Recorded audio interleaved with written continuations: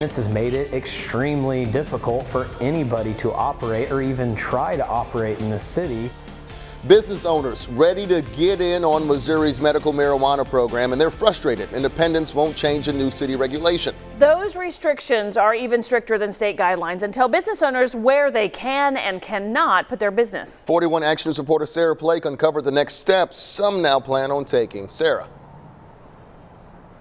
Yeah, I'm at I-70 and Nolan Road, which is one of the only locations in the city where you can operate a medical marijuana facility. Business owners I talked to say that even if the city council did roll back those restrictions, it wouldn't do any good anyway because the application deadline has already passed. They say it comes down to the principle of the matter, that the city should not have waited so long and dragged their feet.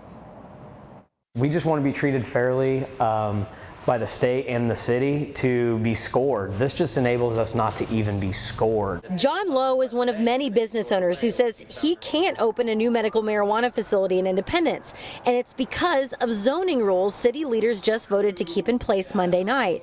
Lowe says he's filed a complaint with the state and hopes the state steps in now. They provided language in that amendment that says that you cannot provide, and it even says city officials or elected officials cannot provide an undue burden, to this process. The state says medical marijuana facilities have to be 1,000 feet away from schools, daycares, and churches. However, Independence took it a few steps further by saying facilities have to be 500 feet away from homes and 2,500 feet away from another facility.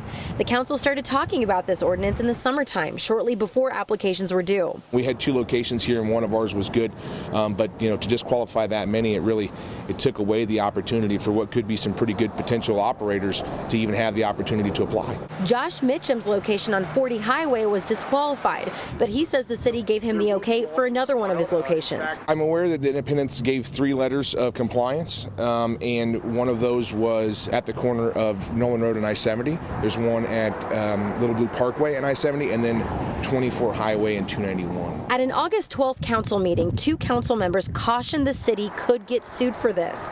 Councilman Scott Robertson said attorneys even advised against changing the ordinance or postponing the issue. He echoed the same worries Monday night. I mean, it's part of the Constitution now. We have no choice. So I think if we don't go with the state guidelines, ultimately the state will step in. And the city could not provide me really any locations where you can operate a medical marijuana facility. They said that there is no zoning map for this because these cases are considered like a case-by-case basis. I'm Sarah Plake, 41 Action News.